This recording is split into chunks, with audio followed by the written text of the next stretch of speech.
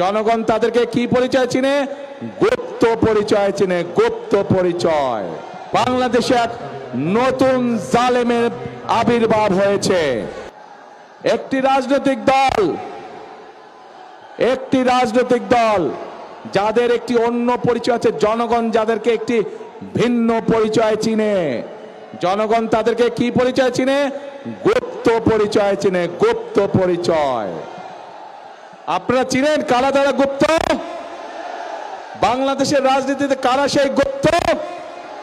চেনেন আপনারা, আলহামদুলিল্লাহ। প্রিয় ভাই বোনেরা,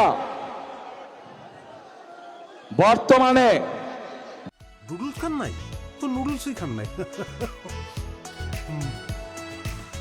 বাংলাদেশে এক নতুন জালেমের আবির্ভাব হয়েছে।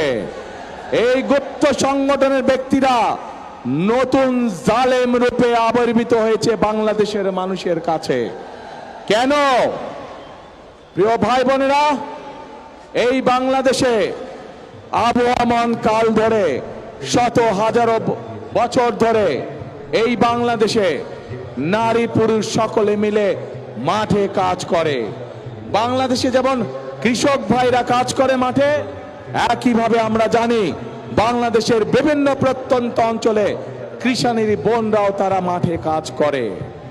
প্রিয় ভাই বোনেরা, শুধু মাঠেই নয়, বিভিন্ন কল কারখানায় আমরা দেখেছি আমাদের মায়েরা, আমাদের বোনেরা, আমাদের নারীরা তারা পুরুষের পাশাপাশি কাঁধে কাঁধ মিলিয়ে কাজ করে। তারা যে গার্মেন্ট শিল্প নিয়ে সমগ্র পৃথিবীতে আমরা গৌরববোধ করি, সেই গার্মেন্ট শিল্প টিকিয়ে রেখেছে এই দেশের নারী সমাজ, এই দেশের মা বোনেরা।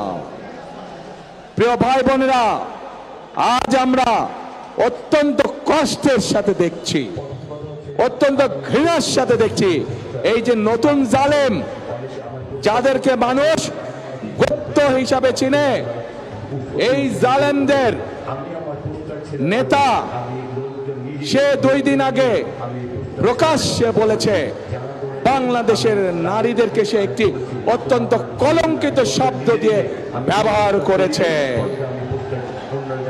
প্রিয় ভাই বোনেরা,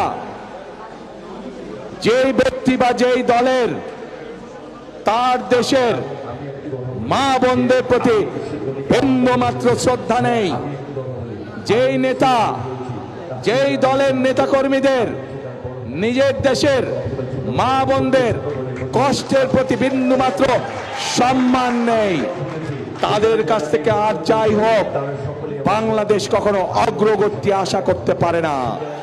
তাদের কাছ থেকে আর যাই হোক বাংলাদেশের মানুষ আত্মসম্মানমূলক কোনো, মর্যাদাপূর্ণ কোনো আচরণ আশা করতে পারে না। প্রিয় ভাই বোনেরা, এই জালেমদের একটি কথাই শুধু বললাম, আমি আপনাদেরকে আরো একটি কথা বলছি।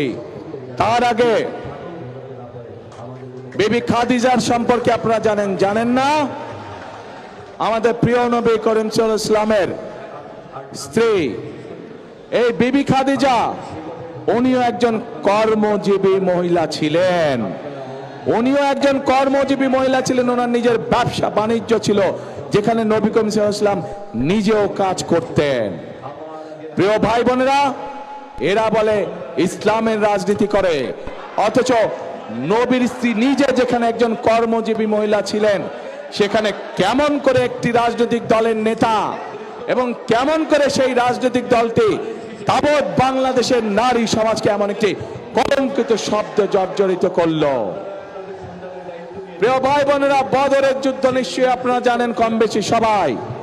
সেই বদরের যুদ্ধে হযরত আয়েশা তার নেতৃত্বে পরিচালিত হয়েছিল, তার নেতৃত্বে যুদ্ধের সকল সরঞ্জামাদি সরবরাহ করা হয়েছিল, তার নেতৃত্বে যুদ্ধে যারা আহত হয়েছিল সেই মানুষগুলোকে নার্সিং দেওয়া হয়েছিল, ট্রিটমেন্ট দেওয়া হয়েছিল। কাজে আমরা ইসলাম ধর্ম বলে, আমরা আমাদের দেশের সামাজিক অবস্থান বলে, সকল জায়গায় নারীদের একটি শক্তিশালী অবস্থান আছে এবং আমরা কোনোভাবে অস্বীকার করতে পারবো না। এই নারীদেরকে পেছনে রেখে, এই নারীদেরকে ঘরে বন্দি করে রেখে কোনোভাবেই আমরা বাংলাদেশকে সামনে যেতে পারবো, এটি আমরা কখনোই মনে করি না।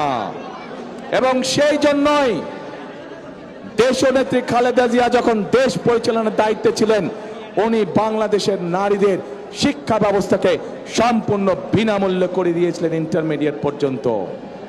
প্রিয় ভাই বোনেরা, আজ সময় এসেছে আমাদেরকে দেশ গড়ার, এবং দেশ যদি গড়তে হয় প্রত্যেকটি নারী পুরুষকে কাঁধে কাঁধ মিলিয়ে কাজ করতে হবে আজকে। তা না হলে এই দেশকে আমরা আমাদের প্রত্যাশিত বাংলাদেশ হিসেবে গড়ে তুলতে পারবো না। প্রিয় ভাই বোনেরা, সেজন্যই আমরা এই নারীদেরকে, বিশেষ করে গ্রামের খেটে খাওয়া নারী যারা, শহরের খেটে খাওয়া নারী যারা, কর্মজীবী নারী যারা সহ সকল গৃহিণীর কাছে, সকল পরিবারের মাদের কাছে আমরা ফ্যামিলি কার্ড পৌঁছে দিতে চাই, যার মাধ্যমে আমরা এই নারীদেরকে ধীরে ধীরে অর্থনৈতিকভাবে স্বাবলম্বী করে গড়ে তুলতে পারি, যেন তারা পুরুষের পাশাপাশি পরিবারে, সমাজে, দেশে অর্থনৈতিকভাবে শক্তিশালী ভূমিকা রাখতে পারে।